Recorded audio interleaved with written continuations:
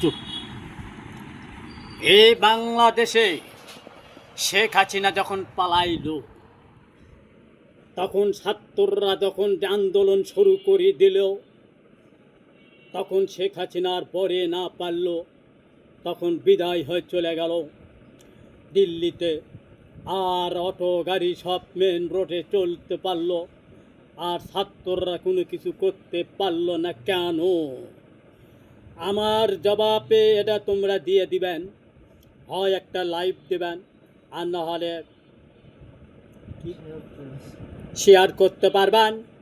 আমি গরিব মানুষ ভাই, রিক্সাওয়ালা, বাংলা গাড়ি চালাই, তোমরা সবাই জানো, তোমরা দেখতেও পারবা ইউটিউবে, টিকটকে এবং ফেসবুকে।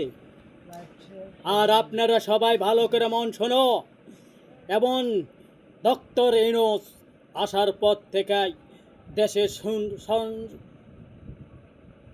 দেশে সন্ত্রাসী বেশি হয়ে গেছে, কেউ কোনো কিছু করতে পারে না, যেখানে সেখানে চলতেছে লুটপাট লুটপাট লুটপাট।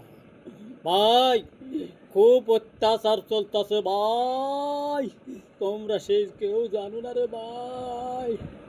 গরিব মানুষেরা এখন অনাহারে চলে যাইতেছে ভাই, কোটি কোটি টাকা আলারা বয়ে আছে, আর খালি তামাশা দেখতেছে। গরিবেরা এখন মরো, গরিবেরা এখন মরো। আমরা এখন কী করব?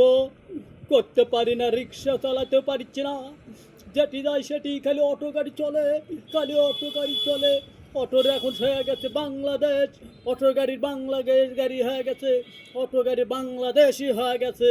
আপনারা কোনো কিছু করতে পারতাছেন না ভাই। আমার দেখেন সব সময় এগুলা সব বাংলা গাড়ি পড়ে আছে। কি হয়ে গেল?